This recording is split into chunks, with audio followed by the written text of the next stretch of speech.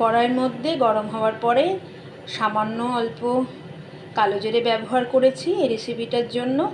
আর আমি এই সবজি সমেত মাছটা ঢেলে দিয়েছি। এবার আমি লো টু মিডিয়াম ফ্লেমে মাছটা রান্না করব। আর আমি ঢেকে ঢেকে এই রান্নাটা করতে হবে। প্রথমে 5 থেকে 7 মিনিট আমি ঢেকে রাখবো। আর দেখব আলু আর টমেটো সবজিগুলো ঠিকমতো সেদ্ধ হয়েছে কিনা। আর এখানে কিন্তু আমি বাইরে থেকে কোনো জল ব্যবহার করব না, কারণ আলু টমেটো পেঁয়াজ থেকে অনেক জল বের হয় এবং মাছ থেকে অনেক জল বের হবে।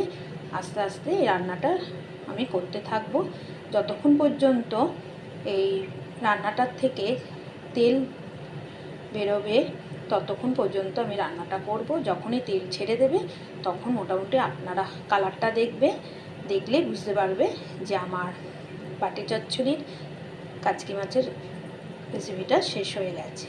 এবং তোমরা বাড়িতে অবশ্যই এটা করে নিও একবার।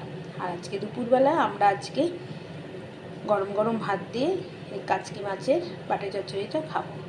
দেখতে থাকো, রান্নাটা আমি করতে শুরু করে দিয়েছি।